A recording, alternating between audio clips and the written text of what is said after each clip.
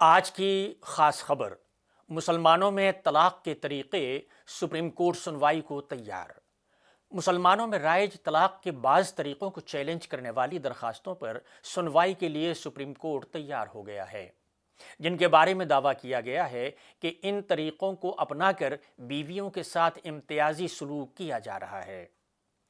Justice سوریہ کانت کی سربراہی میں قائم بینچ نے دو درخواست گزاروں کے دلائل سننے کے بعد یہ معاملہ 26 نومبر کو سماعت کے لیے منظور کر لیا ہے۔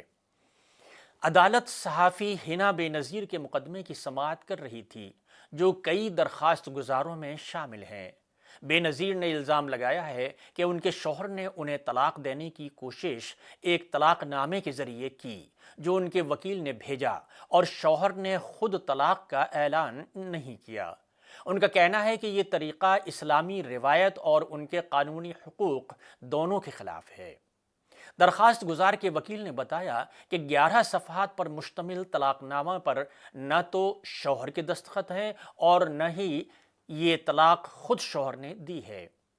وکیل کے مطابق اس طرح کا عمل انہیں اس خطرے سے دوچار کرتا ہے کہ اگر وہ دوبارہ شادی کریں تو انہیں ایک ہی وقت میں دو شوہروں کی بیوی تصور کیا جا سکتا ہے۔ بینچ نے درخواست گزار کو یقین دلایا کہ عدالت اس معاملے کا سنجیدگی سے جائزہ لے گی۔ انہوں نے کہا کہ طلاق حسنہ آج بھی رائج ہے، لیکن دیکھنا ہوگا کہ اس میں کس حد تک مداخلت کی ضرورت ہے۔ عدالت نے اسی طرح کی ایک اور درخواست پر کہا کہ عورت اور بچے کی بہبود کے لیے خصوصی احکامات ضروری معلوم ہوتے ہیں۔ عدالت نے شوہر کو اگلی سماعت پر حاضر ہونے کا حکم بھی دیا ہے اور ہدایت کی کہ وہ قانونی طریقے سے طلاق حاصل کرنے کی پابندی کرے۔ کیس کی اگلی سماعت 26 نومبر کو ہوگی، جب سپریم کورٹ طلاق کے ان طریقوں کی قانونی حیثیت کا جائزہ لے گا۔